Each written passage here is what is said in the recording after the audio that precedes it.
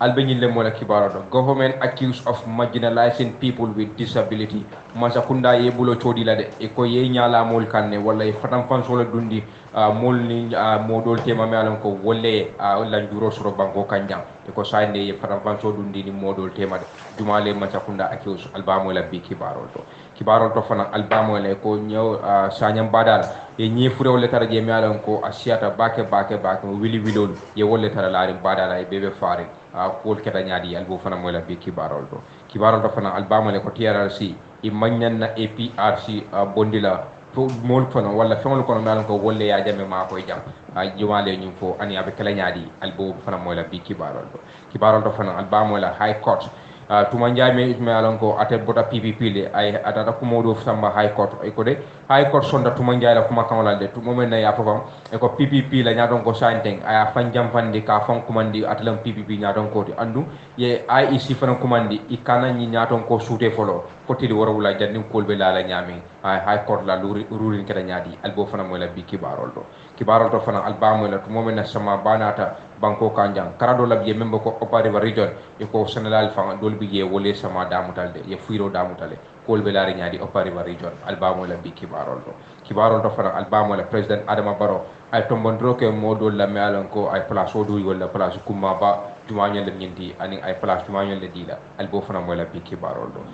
to fana albamo la political party olu ila supportal be muy la kanun tewldi ye danda la baake ko se fata ka kumo janjandi me alon ko manke toñaati memu false information di jumale danda la albo fana mo la bi kibarol do ñing ani kibar jama jamal bo la mo la sainten kata fotalantam ani fula la min sanya ibrahima chara baraka baake kadon kibarol kono to nga commencé ning ansumana atra wala la bi alan ko ba ko man ni kan dame wala jamanti ni nga soro nga don di programme kon hello ansumana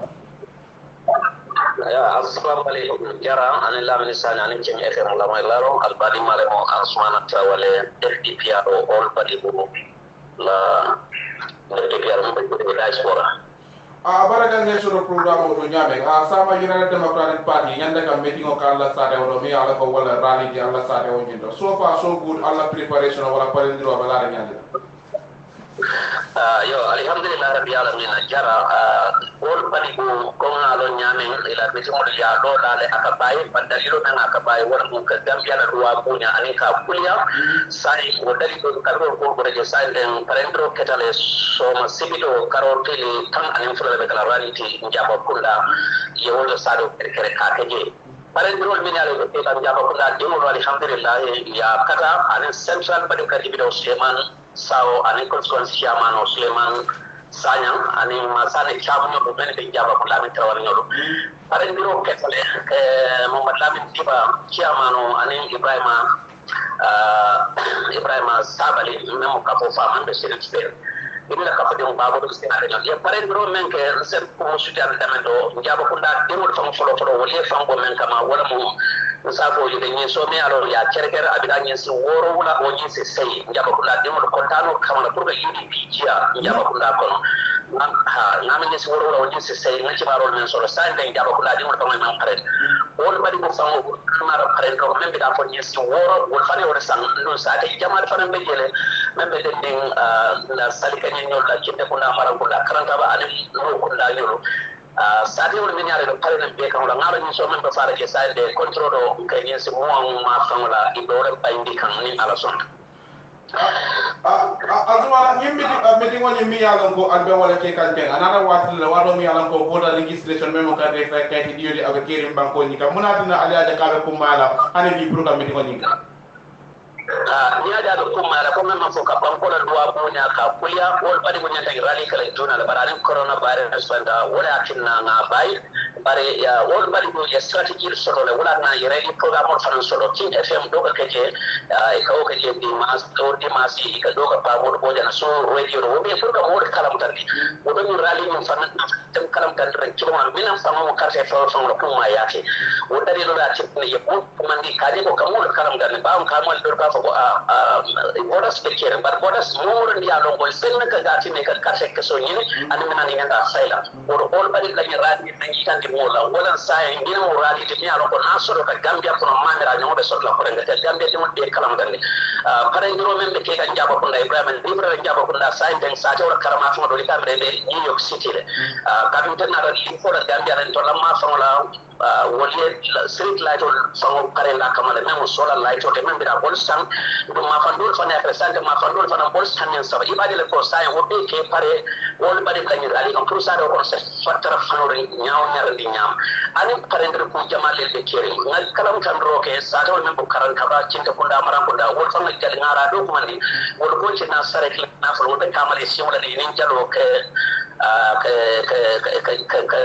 kankuran ba ka turo ke ka dun jaba ko nda ko no ko nda do ke kan salika je do ke kan ka bot kerwan fo saba sanjal wala gen sanjal wol be mo parendre roke ga ibrahim ni la sa fudala implanto mo ko ma jamal fa ko da sora central bari ko timol min temben wol be jita Gambia banko kanne na musu jata ba do ko na dai sora ar bo fa mo diamo kam le special diamo di mo muso la mala ga do fa science pare pour que bunya diala ba ko sen da bo fa do diala pra lo platform ro menam all bari ko la lo mo de muna dinna albe ñing sot e bipitin welcome wala ñim bendu ngir ñi ma sifa albe organize ka wala to albe di ka UDP la wotundo ñi kan kabrin ka de fa ya ñatleno yalon dia mo ka siade bawo Gambia dawda e ka university bari bula university ya wo men ke yalon bari ko ni to bula ta mo men no man ngani yoda ka be ka bule no amen ka fen ko de bari ko dingo de men ye rom ni to bari ko no ye alhamdulillah ye fam ko nyaare ye la sa do le to ye bla to do woda ni be bula mo mo do mo ngani sen no ke bali no ya de ko sen dabo ko bi honestly alota banko en ay banko le ke bari ko mo xane wala sote je mo bula mo ma sen ko la e bula ta men no men tonya sabat na banko kan no fana ber banko do la nyam to tilela odo ni me ko sen na history ni be Gambia banko kan ma mi la liga be nyaton kan be mi alon ba history men so do men senior me ko sen da bo sin to la padi ko demle o jero de odo ni ko padi mo be ni pati kar abe ko la ni siro do odo atol journalist be dawda ye no ko ni men ko mandi je do gara yal de bu na do ko mandi ale so de mo ya je nyala badi kula rali ngamira gina bela ko fa rawte ni ala so da jalli carte fayote mo fana baraka bake Asumana thank you so much for your time baraka wodo ma fala Gambia to na be ko man je sakon na badi cianko ni be la don momo ni la karero ni la plateau leta alen sara ko lolu ngamira ibe ko jela badi inshallah bare ya be tala nyami fango turu to de Gambia kono all division sato ma fa fanan na ga yow tundul be tala le kiamano nyanda tal daro sa yow be parengale momo be kiala ganando abe be parerne inshallah alga ko jela badi ko sayam soma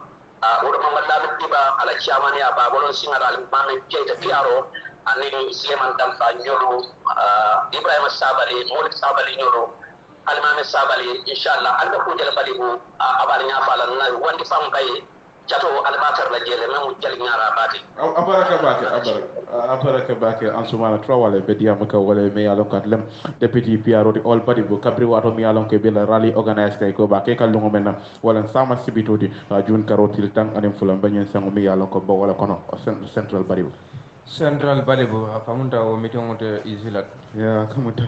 meeting onte easy la December 4 kamunta bebe wala nyasi kan kajibe ko hospital la ban nyamen December on the 4 karde fa waji mi alon ko wala be kala banko nyi kan kamunta bebe la bureau parendika mo bebe la bureau parendika na mo clinto fa ma sane cham ma ko UDP be win 100% ja be bari bo ngol mala de mbita hollande buka fo 100% ja ga fo le percent 100% kalten du kalje nga kibar karol fana ciga mel halon ko wol fana ni me wulta nga jube fora ñu so be mbulu la kibata la hata nyangi servero ke ko ñewul mi alon ko asiata baake mi alon kabita wili wilol ye wolle tara laring sanyam picoto ñi wi ko me alon ko bota kono yaay tan di kibarol to birabi dam la ñi kibar bundala kolena atele mu proprietor to wala tel tamu beach mouth ecolodge mi alon ko wala be sanyam adiam tan ñi kibar bunday akode ate wulta la kata taman wala wala ala kabo wala lojoto kata taman wala bicoto ako bara men ja nyala kamunta kabok gada baki ako what I saw is thousands and thousands of dead fish nga si yu nyawol jeme alon kabe fari nye wili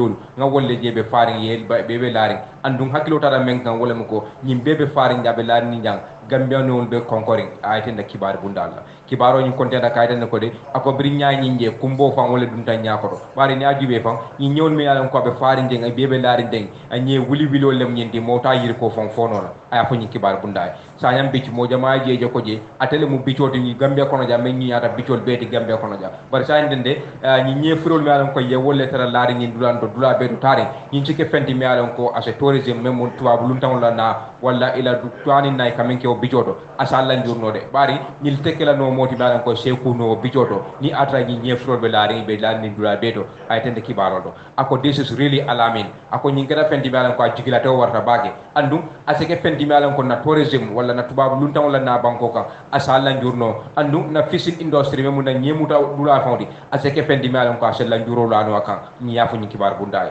ako ni kewlu mi alon ko be laaren den ñin nata ñin manke fandi iman ime fan na fe jede a ni aje yelani molle fayje wala molle na fe je ke jolo ñin dulanto ñewta fan na fe no la dulanta falla de je ay tan kibarol do ako ñin ñaar ni ajube ñil be keta kuti mi alon ko ñe sifal bele bi je amandan cialo la yaay bol bi jele ani ñe ko tan wol be be laare ñin dulanto ñin nata ke fenti mi alon ko ka ba ko yada bake ay tan kibarol do ako I have been working in Sanyam Beach ako ndebe do ko la Sanyam Beach to jang men sara sanji lulti bari an kanyi sifal jele bari ñi jama sifa pour kaje larinte mi alan ko niya jube ban ya abita fo kilomita fula inya ta bannola ñewbe jurmari ndulal beto ñi nata ke fendi man ko nene maje ñi jama sifa tara jurmari badala mi alan ka bebe fari a keta ke fendi malan ko ante ñi otu abake ay tan kibaro do ako this is horrible I have never experienced this before ñi keta fendi malan ko kaba ku yata bake andu nene ma ñi sifa je na balo ko no bringa dogo damuta jam ay tan kibaro do ako Ministry of Fisheries minister bunda be malan ko wolle marta ñemuto la banko kanja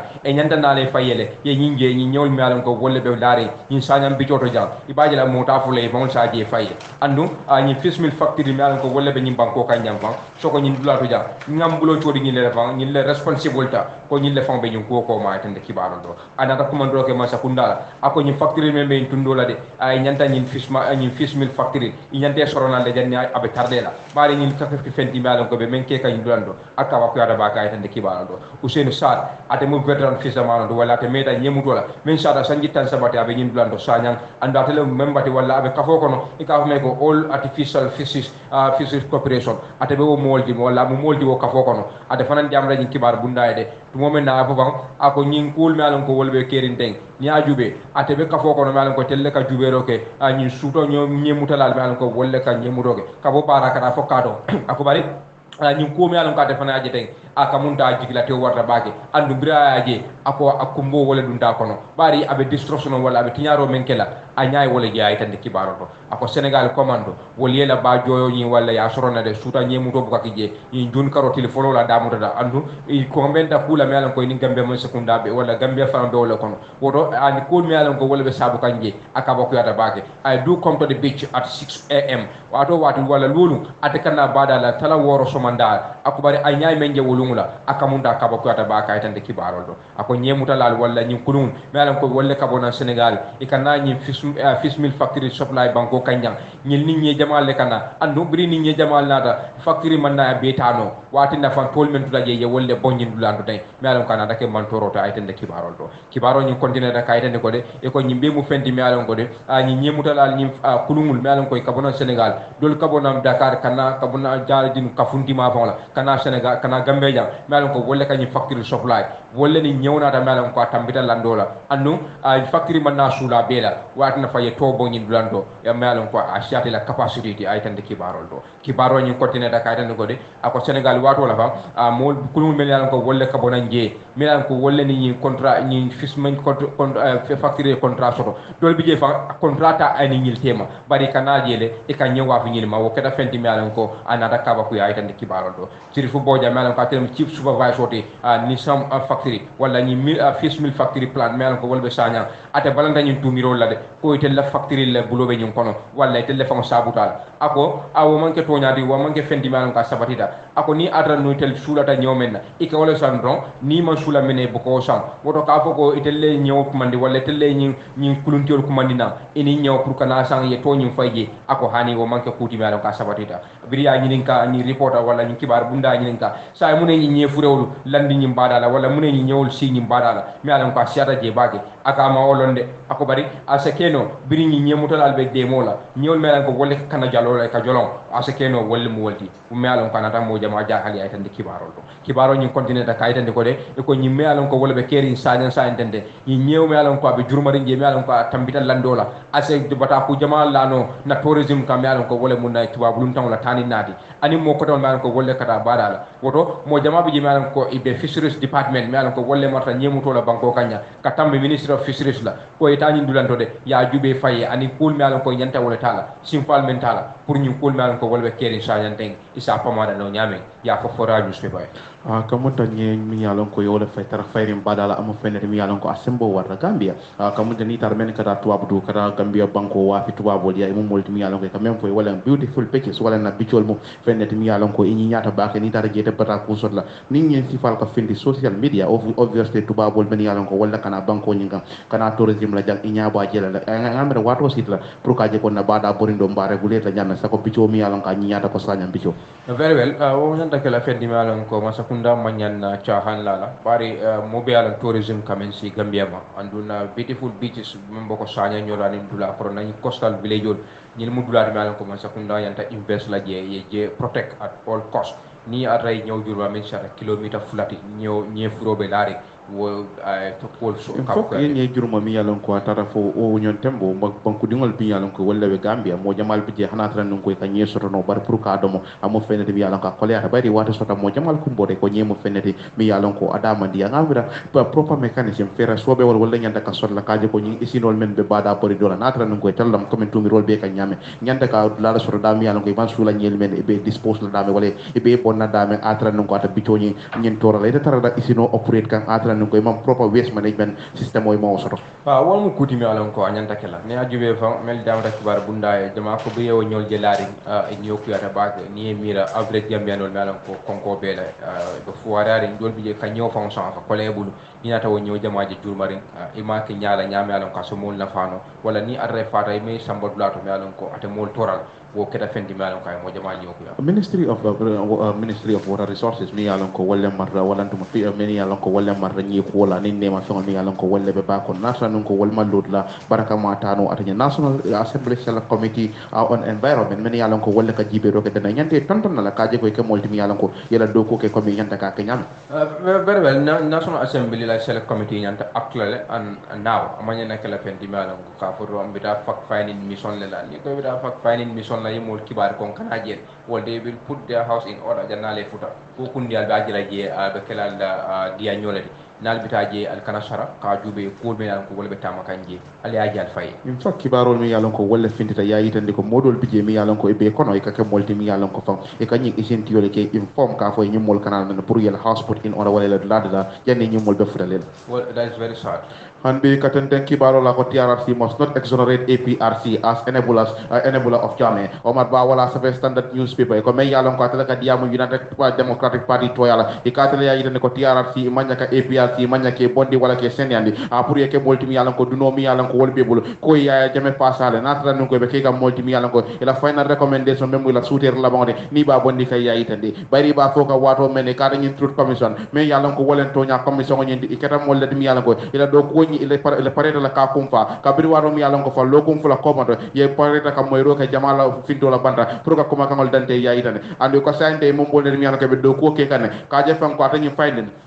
e do ko mi yalon ko yewol ke kesirol mi yalon ko yewol ke anim pana suutirol mi yalon ko be tamala walla yaitande e ko nyama fa itel mom molti mi yalon ko nyin to nya commission non la do kulal e be kala molti mi yalon ko la do ku labango wala la do suutirol e be kala molti mi yalon ko badi la president la julay karo kono yaitande e ko nyama fa men yalon ko wolle mantoro soto ya jamela man sakunda kono e ko wol kara molti mi yalon ko e meta ka commandro ke de ka fo APRC mo parti la mi yalon ko yanda ke jenkendi karal ka bi waro mi yalon ko suutidal ko ya jamel sembentu yale anin ka fa sala ke nyalla yaitande e ko nyama be diamu kan standard ye wato mena alma me fandintal men kal diamu judi pito yala akoni ya jibe pang a de terosip mi yalan ko wala maral jawoti amu fennet mi yalan ko abuka keno wala ta keno la fedde mi yalan ko aba keno la natra nun ko mol man traje men sutiyata ko wala anem fala ye pa say mari la tamandir nyala andu wonyama TRRC akamunda wala do goni akoya lundi men kambake wala mol la nyandi tinyade anem maral nya jawo mi yalan ko wala kera banko nyinga bar men fana yalan ko ye lor dataje ka pasaro ke dictatorship la même mo maral kurngodi wala fana mo molti mi yalan ko nyanda ke bulo bula kono le aitandi ako nyama fang amu fenet mi yalan ko ani ajibe military jongulas mol men yalan ko fa wolle keda ya jame mo falalti anim fana administrative state ani ajibe tamandirol men keda banko nyinga men ni jambe dictatorship semben tuyande wala ka fa sa banko nyinga pray lono akol be mo molti mi yalan ko lord la nyanda kala wala ko wala la aitande ako what we are the factors amun nan kuti mi yalan ko wala sababu ta kaje ko dictatorship wala maral nya jawo ay lo banko nyinga fo ya sabu ya jame atuta banko nyinga ay maralo kaje sanyi mo anim fula juma nyol lebe dunga tombonga ako be mo kulen men nyanda ka senia aitane ako nyamante la karola alma me fandintal wala be diam kan ako nyamante la karola TRRC mo molti mi yalan ko yanda ka ko nyim kis bake kan nyinin karo ke o fonna nyina membe den ni political party la mi yalan ko jamme tam wolde yemol lod la kaje anim fana yemum pasar si fala diala membe den ni ala maral nya jawala ay menke banko nyinga aitane ako even during the impasse kabri wado mi yalan ko a politico wali yo ke be banko nyinga da mi yalan ko president fula soro da banko nyinga ako nyim parti kilo membu APRC de e delle kera molti mi yalan ko jama be tele bol député mo do temben na aitane ako nyama luwara sirola anim maral kitabo la sirola e kera molti mi yalan ko ye ya jamme ya fasa pour ay ke mo mi yalan ko ade dinkira killing akana taje ay tu banko nyinga aitane ako these are all issues yen be mu kulet mi yalan ko ngaji ko TRRC nyanda ka jibele ya ko nyim fanan kis bake ka jibe be kulondi no la ko kono nyamen aitande ako nyama fa ande mo molti mi yalan ko amanta recommend wala manta fala ko APRC pour que tom banko nyinga but I want the TRRC mbela fala TRRC ka kata kaji ko APRC ke molti mi yalan ko duno membe bulu ko e fasaro ke maral nya jawala ani yaya jame banko nyinga o mu fenet mi yalan ka manya ka nyike kande aitande ako nyama fa jamme adi political platform awanda political karome yalan ko wala diara fa ka lono banko nyinga ka banko nyini ako mu kula de men nyanda ka jibe ku kede aitande alma me fandin tala tin den ka fo wato men ako APRC la nyadon kol handi wol kera molti yalan ko e tuta bala mbaya yitande ka atrocities men mutaji reality men kera banko nyinga jamme la mara lo kono aitande andu wonyama fa amu fenet mi yalan ko aka munda idea membe den miro la pour ka je fanko diamol be kering aka ka je fanko ba keno la nyame man sakunda do men kana nam banko nyinga ibe da bula no la woto nyamen aitande ako that is an insult nyim mun nen dirol di pour APRC ni modol e kaja ka fo be kafuno la man sakunda do nyamen be kala banko nyinga amun nen dirol di molie men yalan ko wolle man toro soro jammel man sakunda kono aitande ako nyama I think TRRC ngamira TRRC de nyim ko nyi nyanda ka address le wala nyanda ka load lata ko nyi do la aitande ako if they cannot agree natara num koy kera molti mi yalon ko ita sonno la molla men yalon ko fa wala koy man toro soro jammela man sakunda kono akoy banye hadani la fanande almama fandin tal ya yitande tal tenden ka fo wato mena ako TRRC mu molti mi yalon ko ita ku sobe tan londino la wala ita ku baraka ma keno la natara num ko di kind of leadership même mu nyaton kaya sifade mi yalon ko be wala ko kesisda natara num ko kera fenti mi yalon ko yemanta be ngodi wala apure ke fenti mi yalon ko ye tamandiro ke banko nyi kan koteke akola do ko nyi dana pa sot la aitande ako bar wobe nyama ako tuta gameno lebul apur ka je fanko e kana so nyin kenya lombal ya sifa la ko de pour nya don ko nyimma nya sifa ke la comme APRC ya kay ni nyame alma be fandin tal ya itande ako nyama fa a UDP is worried a UDP mu pande mi anko ako nyin ay sunu bake wala dum tela bake kabri wato mi yalon ko a janin TRRC ba conclusion o kala wala be la do ko nyin fon bana a APRC la executive même wala kunu kumbaldi wal bita kan state house pour ka kacha jamme be murno la nam banko ka nyame akaw ko UDP sula bake aitande e ko nyama be diam ka a reparation na wato menna même mu gisu nyabrodi adinka mol mol bulma seyde e ko nyemme yalon ko nana keta high court jotti wala ki di tela de high court e ka mo molti yalon ko ako TRRC la gisu nyabrama wala ntuma bulma sero mi yalon ko be wala ga ni ba tamandi la yanda ka tamandi mol ben yalon ko wala man toro soto anum fona kera molti yalon ko ye sede andiro di TRRC la me yalon ko wol kumata bake ako mo fendet mi yalon ko wala ko nyanda ka jibede ni be bulma sendiro kala anum fona koy baje la fana ko bulma sendiro anin gisu nyabrama mi yalon ko ibadi la mol mene man toro soto jambela man sakunda kono abe siklano tilimoni to nya fana kan aitani ako nyama fa we are expecting that not only mantara ka batude wala no ba men jiki kan amanke damma mol men yalan ko wala victim solde wala men yamanto rosoro jamela man sakunda ko bar fana properly compensated pour que modul fana gisu nyabu do ku bundal anin fana political party men joko UDP sipa alma men fandin tal wala ba fokande men joko UDP sipa pour yeke molti yalan ko e men prosecute wala ndema ke kitinde ko mo molti yalan ko reparation nyanda kana o fana nyinal même buluma sendirode wala gisu nyabro ka je fanko kela record sol wala la tarikol ka be senende nyim mo kunkilinal men yalan ko yewal incasirate la wala ke soron num andum fana dol bije mi yalan ko ye tojo ke buteno mi yalan ko buter nyamen num sangarata num bake yayi tadi bat kibaro mum mendi ay ko albame pandinta la ko TRRC e manya ka dunonya ka APRC kan koy mum molti mi yalan ko ya jamme serbentu yandi ala kenya la mi yalan ko wala ke num banko kan afindita standard bala fintita standard bala hansa nga continue kibaro la kunting Quranic Institute ataketa karambundi malan ka be continue siara no ndol wol keda mol mi alon ko be parerin pour ko graduation o ke wo sate oto mi alon ko abe kala nyon tamolati wo sate oto bari ya fofan anyine be kala signa foloti mi alon ko iba kala karambo talibol men bida ko mo taworo anin nani ibe parerin pour mi alon ko ye karambo wala ye na karam kumfa alquran tanko an quran karam mi alon ko ya ke o sate oto ya kumfa sa ibe parerin pour ke nyarandi ila kayto la mi alon ko iba dile la ina be seda ila sol kon batala nga modo kol de alon ko Cheikh Sanusi Silla mi alon ko abe school authority le kono wala alfal le kono mel be wo karambo to je Kunting Islamic Institute ni nga soro lay non domba anyinin kala kuma kilim fulala karambo jumala mu nyinti ani mune nyin graduation kuma en hello assalamu alaikum be la fi ngefem nandi 4.7 aywa bismillah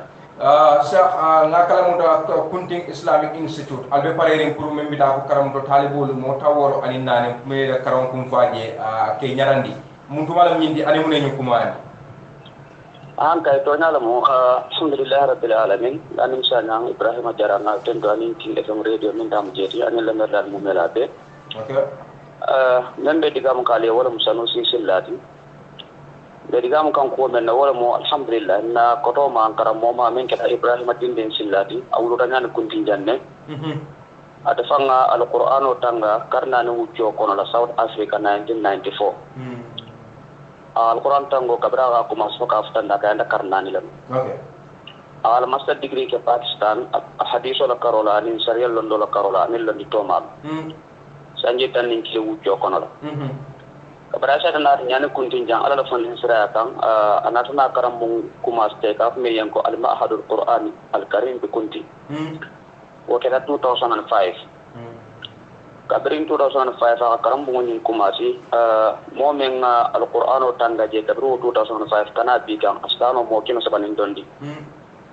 barni alkitab inshallah sama sibito jun karo tiletang anin fula 2021 mo taworo nin lulu kontole be me yalon ko enanta certificate o sotla ka ko alquran o tanga le yasen andi ala kito kan ni alquran ta ko wala ni graduation me alon ka albakala ni dando mune ni kumandi mune ma nafa men mala nafati folo kaje ko Allah kitabu wala subhanahu wa ta'ala adum baro to kenol muslimi adino nyin kono membe sabatirin silo kan men ngalon ko kedani wala nada anin sahaba al fayati al qur'an wala karamati ana al qur'an al fahamu anin sabi mal fahamu al qur'an kuma men bola karola nin ko bobe fola kibaro stan bari program wala kono la bi sinini al kitala mo taworo ni dulu wala nyanta fingila o mota woro ni dulu be finti kam mo kimo fula mo mo ni dulu ko la men ngalon ko be sabatirin ala karam mo to jani men ngalon ko akela jani bodin lab mo kimo fula mo mo ni dulu be je mo ta woro ni dulu wala nyanda peto sot la sini inshallah boarding school mol me alon ko wala kada karam mo do kara alquran tankaje bango kan jang siada jambare mo jama ka fo pour kataje aka kole abake bari kam men la mol kan school fee wala pour ka karam alquran tankaje aka share bake adalla je be nyaan ndesala ko la do mandi ndel jang alhamdulillah rabbil alamin kadri Sheikh Ibrahim hasbahullah rani program ko mas 2005 fokata bula bila anana mammo bay taman karambung lejo mo fana nan manna jang aya muru nikanin karambung jo manna sainten ismen fo no doron nimmo kema fala mo mo ni dulo ni konola ni bebe sabatrin janne adum sare fana ko na mo men kana da mo tawro len dulo men kana lu wonu kana dar sota kamuru fi jall tanga dingira nyum fana pon la madrasa fana babul la jere ngalo ko mo kemo fula men kana karanje fana ci ada wote okay o mo kemo fulo nyum fana be ka bonari panta satel le to kuntin janganin kuntin dala satel karanderla men be nyin karambo fulo quran tangola karola ani madrasa karola atata somo mo tannani konto okay ini la do kula mu mebe ka fo karum karanderla be kanyandi mo mo ni nani lema do kula be kanyandi mo tang ani wor abun ta madrasa nyin ni quran tanga dingira ni ya talibo be ka fa ta talibi kemelu konto okay do bari bi do ko men fo kan karambo ni kabra ko ma sa 2005 ala de maro kan ay karandro ko ma sa fa ala salo ko la man tan mo tan ni kilin konto 2005 mo na da mo ka sia ka karandro de free cha da ka mo kan ko la mo ka ko di ala de maro wo kuma ba kabir mo konto ko la mo li sia da mo ka karang salo ko na tan de ana sa wara konto okay kabrin kontor fana de kana na sa un sa de jama mbaru janna fa kala jama so to da fayi alhamdulillah kara 2009 sate mo le kama ko yanin bantal sate dolu min ben karala anin na mo min be tama dinkira okay walla kama ko dindin samba na to hal min be angole kala ko balle ke de bum foro men lo tam walla de maro akita sembe dans le men sama ko no mento okay molle ama ko ka bungulo tar bol be la dami anin do morol molle kama ko wotna to wat no wat okay kamunta ñi graduation wota kuma ya mota yir kanola so mala be damta la time juma la be damta exactly ani certificate or kola fo ñarandir ton dol bi ngala ko albe di la ñi karam do tayo ha so mala be kuma sala insha Allah so manda talan kono to kata fitan ni ba fara ko talan nan wularo kam lunda on internal de kabonaren kombo dina nyaton kolo ani mo ko tinalo ani kibar bunda do okay yo ñarandir sangi be jele certificate o kola ni be di la ni be kala qur'ano lo ani tan ko tan okay bar kuma ya min bala fukata muslimin fono do wala mun ko ala kitabo subhanahu wa ta'ala ala ko nyin kitabo ni abe modol darajo kusan lañu alqur'ano le da be modol darajo dindi lañu alqur'ano le wala mo meni alqur'ano muta ala ka bo wala kusan dila meni alqur'ano to ya bolle kladu okay bar kuma ya min be no wata ba ko mo torom pour na dino nyin ka tanka anin ka dino nyin ka muta kata mun na bal woti abaraka ba ke Cheikh Sanusi Silla abaraka la min sego fana no mbabe jale na tar ko leftam sa dino sadi on ya ala number mo 345 okay 7755 345 77 55 345 7755 abaraka bake Sanusi Silla mi alon ko abe fo kunting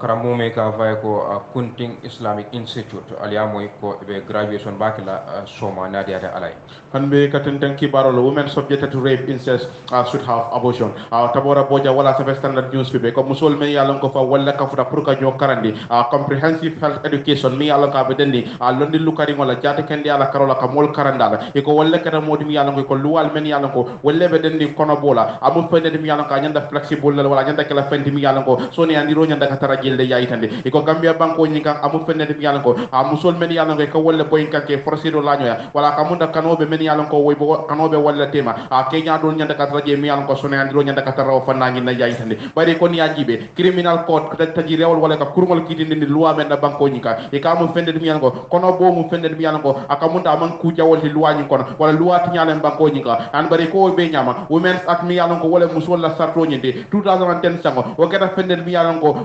kamodire ka fode ni al halafula biye ni wollate mari kan e mo molti mi yalla ko si kono bondinole e ka be kono natra nun ko de yalla ko ani har jawbela e kada moti mi yalla ko e wuluda asumantoro la no e kanne e ko mari si kono bondinole natra nun ko fana e kada moti mi yalla ko dingo me yalla ka be kono ay multiple defamation wala kamunda ala moya mu fenne mi yalla ka am mankitale e si keno moti mi yalla ko fa e si kono bondinole yayitande e ko fatu chambe mo senior nursing officer di membe ministry of health e ka mo molti mi yalla ko ayitandiro ka fode aboson mi yalla ko wala kone bodi amu fenne mi yalla ko akamunda luwanta wala fenne mati mi yalla ko luwati nyale mati banko nyinga andu wonyama luwaji akamunda nyanda ka julo yom fande modol yele kaje ko ni lafta ke kono bonde e sa bonni no nyame nata sulo be je aytandi e ka tinde ka fo wato mena aytandi e ka mu fenne mi yalla ko akko nyin anyanda ka jibe bake sa tol la karola kaje ko je ata ken wala ko momo mi yalon ko wala kono bonde busaro nyande kala kane akamunda luwaji anyande kala fendi mi yalon ko jom fandiro nyande ka soto fanna do la ayitande ako bayri ni ajibe mol men yalon ko yo wala forosito la joya akamunda wol mom molti mi yalon ko ni nata harje soto ako nyin kono wol mom molti mi yalon ko buka ke ngani yodi pour nga harje sorje o nyama silo nyande ka diwo mo si pallale kaje ko be kono bondi no la nyame ayitande e ko be nyama miska ma tan denda ka fo wato mena e kaya ayitande ko research ki sirol mi yalon ko wolle keta wol ayitande ko mo jamal bije mi yalon ko akamunda half of all unwarranted pregnancies mon men yalon ko jama be kono tata fo talante mo men yalon ko fa wolle ka konota andi bu kala fi pour ye wulu wol mo molti yalon ke kono bondile adu natra nun ko yin kono bondoke e ka keni al halo men nyama amu fenne dum yalon ka manelde wato do bije akamunda ka labe mantoro la aytande e ko cham tente ka fo wato men e ka yin kuma kangal bankele kabri wato mi yalon ko unwanted pregnancy mi yalon ko fa a wole la fi balia fo ata yin harje wala an contraceptive methods akamunda iwatri fan tankandi no ni mu kebadi pour ka jigo harje ndiro nyin kana kebulu e ko len fendi mi yalla ko ya karanje kabri waro mi yalla ko be ministry of basic and secondary education ibe silo walanke pour be kajano la nyaade be anin kibar taral fannal mi yalla ko wala be dendi adañum fannal mi yalla ko wala kaaje ko e kono sura atra nun ko balla fala yayitande e ko be nyama fayte denda ka fo wato men e ko ya ko kibar taral ko ministry la comprehensive health education mi yalla ko wala be dendi akamunda karamo lukarimo mi yalla ko be wala kala membe dendi jaade kende ala karola amul fenne mi yalla ko ibe la fala kadu ni banko la karangola wala kono sainte yaitande e ko nyama fa me yalon ka le principal investigator de Ministry of Basic and Secondary Education e ka ta ba standard ye ka ati nyim be woni na karaje nyawla ko nyim policy mem mo nyin sarto nyinde amu fenen mi yalon ko ya amanke dam ma ka mention wala ka yitande ko kono bo mu fenen mi yalon ka ni luwal foto nyokole bari fenne agenda ka taraje de amu luwal mu fenen mi yalon ko ma specify wala ka yitande jumala nyinde ke kono bondi ani watu jumala fo nyanta bondi la yitande ako nyama fa medical abortion mem yalon ko be dendi jati ken yalla karol na fe mantoro sorje pour que kono bondi ani fanna ko demal ako kono bobe dendi wala la aytande ako nyama fa nata mo har jewta an ma mo nyi har jeda anda tara scanina wala kono jibede aje ko dinano mi yalon ko wala ba kono na kada modi mi yalon ko jidita asikeno fendi mi yalon ko si ba ma mantora nole ako mo fendi mi yalon ko kono bondo sikeno ako nyama fa ono binan nata nun ko amari nyi akonsenda wala la ngani yo yitande kam fendi mi yalon ka sa bondi nole bar fana nata nun ko demari ni wuluda so sababu no la sayala ako fana mo fendi mi yalon ko ni yetata nun ko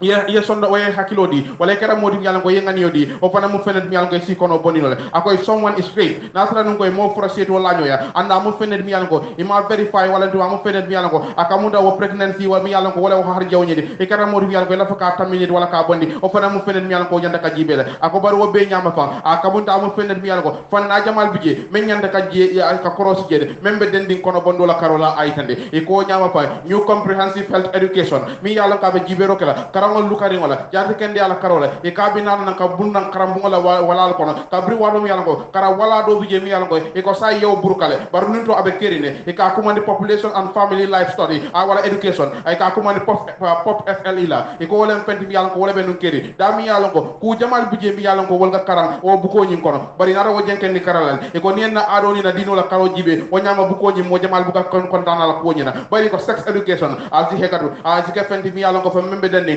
akamunda mo fulol temola akam fende bi yalla ko akamunda ko karang atanyin lañi do andu nabe ke kanje flame lot of controversy akamunda toto ka wara bage seconde mo men yalla ko wolle be jamala karam mo e di wo kaja sifal be kira akamunda ka du ba ko ma fawala andu waya sabu e ko den kardan dan nyaado bu ko wala sanni dan commando bu ko ni na rajen kendi karala yayi tande o be nyama fay ko di goal mi yalla ko wala ngani yodi pour ka je fanko new comprehensive health education membe den ni atanyin karam ni na pour ka ke a jadi kendi yalla karola abe manta be ngodi la karam do ni ngol mi yalla ko fa sexually health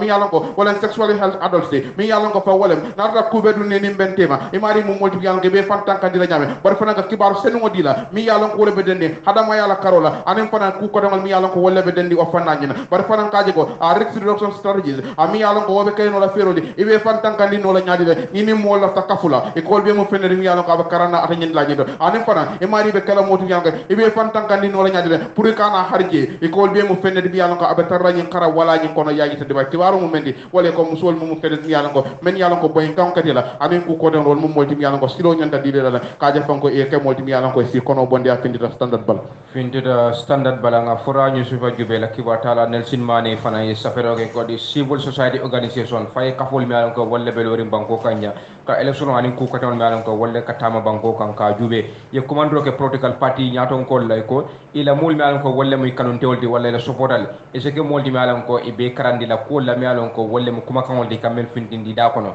dolbi je fay ko modul janjandi mi yalon ko amanke toñadi anglen ka me ko false information ya itande kibarol do kibaro ni konde da kayde ko de ko ni false information o ni nyanda kala modi mi yalon ko be la kanon tewol karandi la me mu la sofotal di bari fan aku jama bi je mi yalon ko ba findindi kamel mo ka to ke toñadi soko rumors alla ngunu kul mi yalon ko abel danding ni voter registration ko la me yalon ko ke kam banko ka ya itande kibarol do ni CSO même social wala civil society organization di ye ñing ani kuma ko don fort moment na kibar den jam bundal kumandi kadiyamo ko do la mi yalon ko ye wolle suute brita da tamanta mola brintil tam follow banda mi yalon ko wala ñim voter registration di banko kan tari ya itande kibarol do political parties should continue to sensitize their supporters e ko political party ol e ñanta continuer la pour que la kanun tewul wala moy la supportal ke karandi ko do la mi yalon ko wala be laari ñim voter registration o ani banko di un fon in general pour que bayila tanko ani kayro mi yalon ko wala be laari ñim voter registration do wo se continuer no ñame ya itande kibarol do political party ol mi yalon ko wala banko kanja e ko fon e ñanta bundal yelle mi yalon ko wala be kala official channel di ibaje la ko e so kuma kan wala kumol malan ko ka wolle kafu nyoma ila ko soboral ka wolle kafu nyoma asa tambinu wala anu ala agentol malan ko wolle be la ito yalla ni research central to tari tari banko ka ibaje la ku ko don malan ko ka wolle je même irregularity di malan ko ini silol ni satrol manta wala ku jawol malan ko ka wolle je ibaje la ko asa tambi o silol la malan ko be kala official channel ledi ibaje la banko dimul malan ko wolle be jang ibe sala malan ko wolle be keni kodu la malan ko wolle be keri important registration to andu banko malan ko nganyati li men même carte fawti ala da credibility wala ala toñandio ateke fendi malam ko o sita bambandi wato bela yaytande kibarol to ko nyim political party olde e nyanda kala check ko kodol bi man ko nyanda check la ka cross bage e la party agent solo malam ko wala bi registration central to tarin tari e nyante karandi la fana kodol la malam ko wala muy la dogo kono wala nyanta mu nekela andu ye londo ko senaw dila malam ko ya salon ko de electoral process te election o mi alon ko wolum carte fawti ala kolbe laari nyaadi le andu rule sol memu ala satol ni loi membe laara kunna tola e yanta lo na nyaadi le andu yanta mala nyaadi le e yante karanda o frana ay tan kibarol do political parties have both a unique role according political party ye lo nyima yo lo ndua nyima soro andu ila interest mi alon ko wala mu ila ko ulti mi alon wala mu ila hamolti ko mi alon ko wolle be laari nyin carte fay di kayto diodo ani ku ko ton mi alon ko wala mu ila do ko kendo e bayila be sitara la no bul kendo ka andu ate mo batan do yaay tan kibarol to IEC anim stakeholders mo koton malan ko ni wolle dabe do goñin kono wol be nyanda kala fendi ba mi alan ko yenta tamandiro kala kodol la mi alan ko wolle be laari ni carte fay dio kayto dio kono ibayi la ko mi alan ko wolle be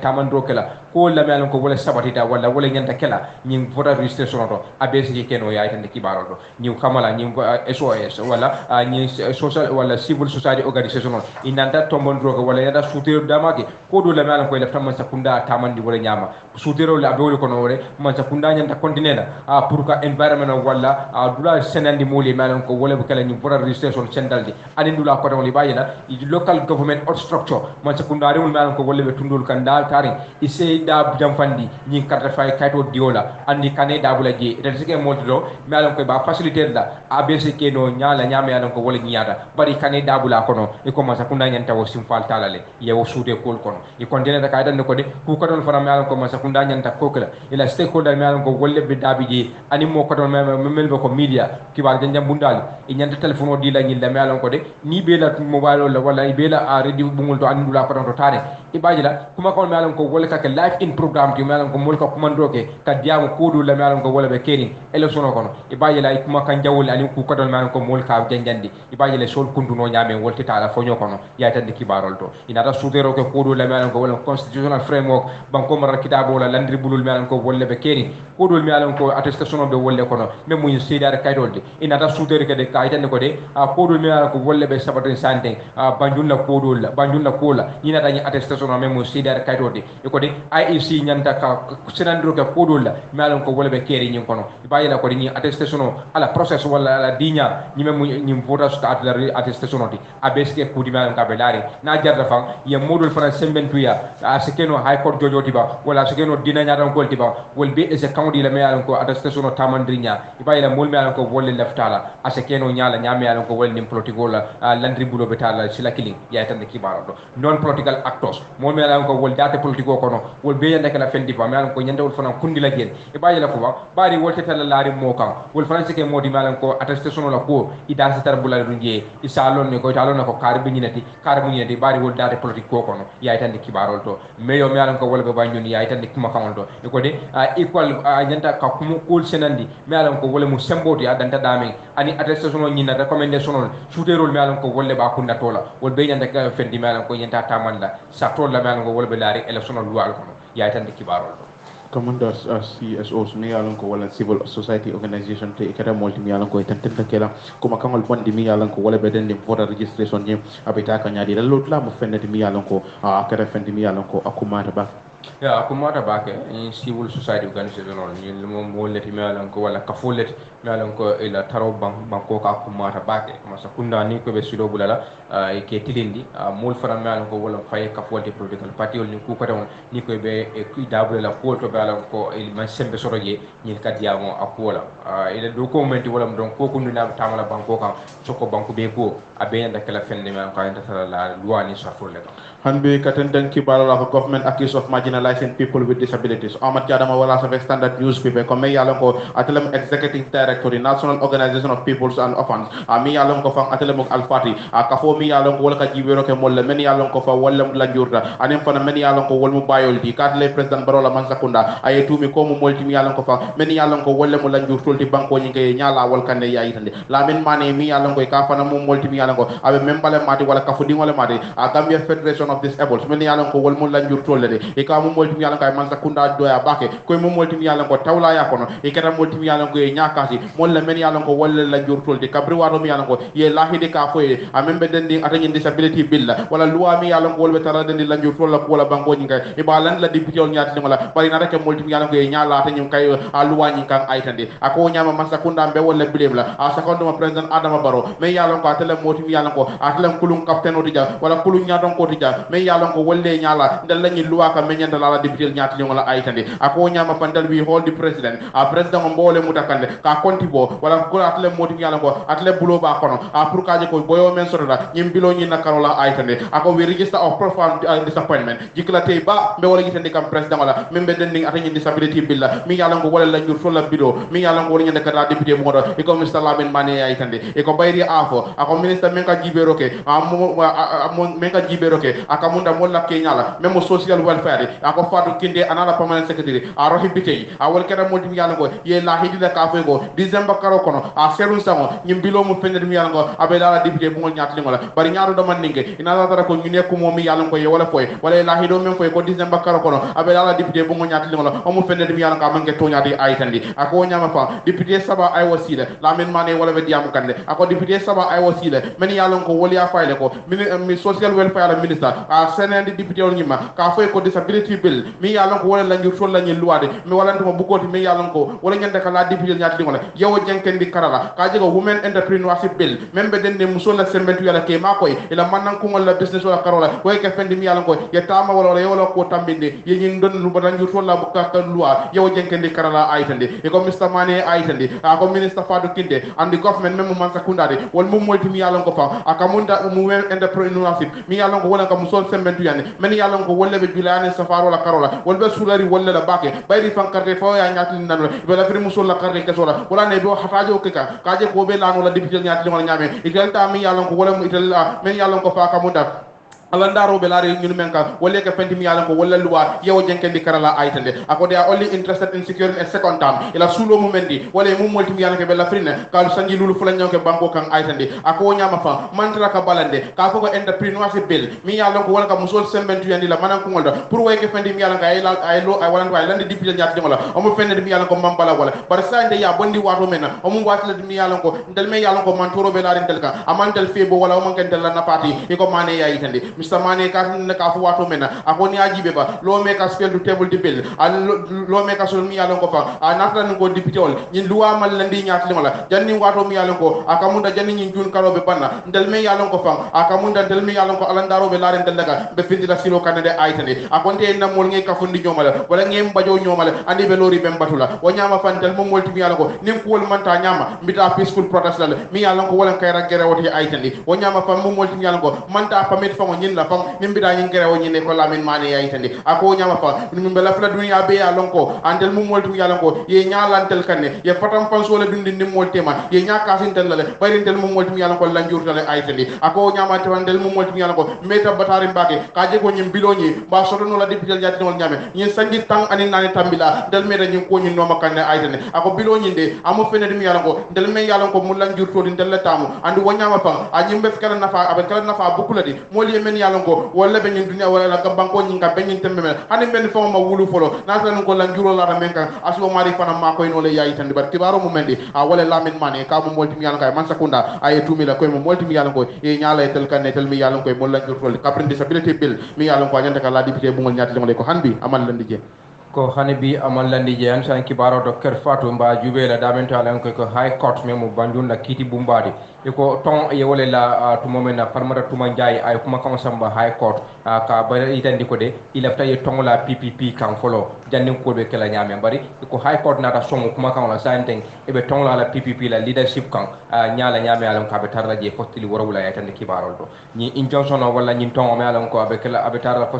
tili worowula wala mu ko de PPP la nyaaton ko santeng akana famu yitande ko atel mu PPP nyaaton ko di andu e be tongla la tan wala tombe tarra la ra kan fostili worowula wo nyama fa IEC iba fule ko de alkana ni suude me alon ko atel mu PPP la nyaaton ko santeng alna kana ku kafu kaytande ko atel mu PPP la nyaaton ko di yo fanan tong fanan ko dege e ko PPP la leadership ye structure tong lay kan ko falmara tuma ndai ita bayno la patio kono folo janni ke susuro janni ke susuro be banna bari kumo fon ni sande bang abe kiti bon la nyaati le wala yetande kibaro to kibaro ni konte da kaydan ko nyum kumo me alon ko kunun nam ya fo to mo mena falmara tuma ndai ay faylo samanu nje wala ay kalamiro kenu high court kaydan ko de ate man kontani PPP la tombondrole me alon ko wala keda bari van ako nyaaton ko mem jaate mo suute amanya na faytan na kadle mu nyaaton ko di andu IEC manya na nyaaton ko suutela ina manya na ku kafula wala ni PPP la nyaaton ko bi manya na ku kafula bari ata farmara tuma ndai aman song ko la melan ko wala kada je ako tombondro kada nyame anin tapole anin nakare yalle kada bari birim ko mo furata high court sanden high court fanan fele anata song kuma kan wala melan ko wala mu interne injunction di follow i ko ni tondro be tata lari ni nyaaton ko kamalan ko de i kana i fayida ni ko tele nyaaton ko di IEC kanel suude ini kana ku kafu follow janni ko nyim fam kiti bu ba decide la wala ba la la nyaado ma follow ya tan kuma kan hanbi katente kibaro la ko Fatou Jaw appointed honorary advisor on strategic communication lamin Mola Safe Standard Newspaper Fatou Jaw Mane mi yalon ke ka fara man sanda bake gambe dingol men yalon ko wolle be banko e bantala ando mole madi mi yalon ko alonta ko kibar janjan nalem anim pana ka jibero ke molla nyanto la karole ko president Adama Barrow amo molti mi yalon ko ay wala appoint wala makamo diale e ka même ko mane honorary advisor mi yalon ko bunya ko place wolende membe dendi yamaro la karola strategic communication mi yalon ko le be dendi futa nyomo la karola ferol men ka tama wodo development a membe dendi yuru la karola anim pana imagining social and environmental issue membe dendi moltema wala nduma ka bidol kono ko men ka fitije anin na dandangol la karola atlebe kala motu yalla ko yim bunya place diala e kamen ko man honorary advisor pour ka le president ya mari wa fanala ya itande e ko bari me yalla ko wala suti ala ko wala way itande de ko Fatou Jaw Mane ala nyim place men babul a pro bono duty lam ami yalla ko wala ka do ko ke atran ko karifa jo man tareje ay ko wala penti mi yalla ko wala andu wonyama Fatou Jaw Mane e ka mo molti yalla ka be man sakunda abe fasala membe denni ferol la tamandir nyala futa nyomo la karola ani initiative mi yalla ko wala bunda role men be findila second to manina nana a consultative and a strong working relationship membe denni akamunda a futa nyomo la ka wala ndo ka futa nyoma ka nyoka cha nyoya ka badi ya sunkuru moltema membe denni president of office la karola ani ministry bunda men ka jiberoge futa nyomo la karola ani do nyo kote mal mansa kunda kono ala do ko be kala waldi ay tande e ko nyama ala effort wala la kata ko mo fende mi yalla abe mako ro kala bake ka je ton ka be suten diro kala badi yalla mi yalla ko o be gambe no wala mem gambe la mansa kunda de ani mol mem be gambe bandala yeke kam molti yalla ngala badiya ka coki anen fanan ka suten ni nyola ala lo labe ko maalo fanna fanana yayi tande e ko nyama Fatou Jaw Mane amu molati mi yalla ko fa interface with community leaders wati ni wadi asino la ni kabila nyaton kol wala sade alfal ka fol fana ani mo kunkila mi yango sulo biye ani fana ka jaga ka yamaroke membe dendi na ka ada wala ndo na kabilo kono kol mi yalon ko wala ka findije dan dangala karola development matters mi yalon ko wala be dendi juru wala ko wala a pour ka je fanko ka ko nyi mara aka kana ka fendi mi yalon ka be bo bulo fala ani ka kol bang mi yalon ko wala ka fendi na kabilo kono yayi tane bari kon ya jibe Fatou Jaw Mane amu molti mi yalon ko university do mi yalon ko abe Washington DC e ka multi mi yalla kay bachelor's degree ay wala soto je ni na international business management na yayi tande Miss Jaw Mane e ka mo multi mi yalla ko sanji mu wala men siata wodi ay woga kibar janjang wala fannalal anda mo multi mi yalla ko experience mi yalla ko wala londi lu kari wodi anen fahamo ay men soto do ko la karola o mo fenne mi yalla ka bu kay yire kanu e ko bayri ni ajibe amu multi mi yalla ko 2014 saw Oslo Freedom Forum speaker e ka mo multi mi yalla ko akata wodi o be nyama fana Vox wala no Vox Farm wala no Novit mi yalla ko wala 2017 courageous journalism award mi yalla ko mo wakil limol men yalla ko fare ji so bendra e ka mo molti mi yalla ko akamu day bunya soro fanna fara ne yayi tan ni ajibe fana e ka mo molti mi yalla ko kibar janjang la fanna la dan dangal la ko musol nin dindi wala ko ka bido ko ani men yalla ko wala be banko e bantala wala ko ni ka mo molti mi yalla ko asobe ata fanna la anda wakil tabake memo Fatou Jaw Mane ti yayi tan e ko be nyama president Adama Barrow e ka mo molti mi yalla ko fara e ka men yalla ko mo retired bankale e ka men yalla ko ko mane Mr. Omeri Joyna e ka mo molti mi yalla ko fa wala ke siran tiodi board mi yalan ko wala Alpha Kafori member Social Security and Housing Finance Corporation e kay wala kay da siran jodi sande yayi tan o be nyama fa Mr. Bay Ibrahim Cham mi yalan ko womu director general ladi a gambo e kay wala appoint ka tomba pour ka siran jodi a National Road Authority a memo NRA ti yayi tan ba popla ko kibaro mo mendi wala president Adama Barrow kay Fatou Diawmani amo molti mi yalan kay place pour way wal diala honorary advisor on strategic communication mi yalan ko kay wala diala what a title honorary advisor president Barrow amo molti mi yalan ko title ba ay wala diala mi yalan ko mo buña title honorable kay wala honorary buña title la bari ko joti je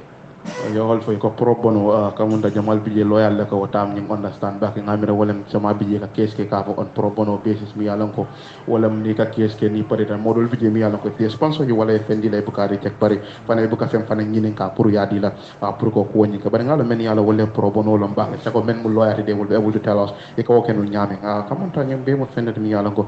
kamunda president sala yaman lal isiyata bak bake yamarula siata advisor, youth advisor, special advisor, religious advisor. The list goes on. It's creating a lot of employment for the Gambian people. I mean.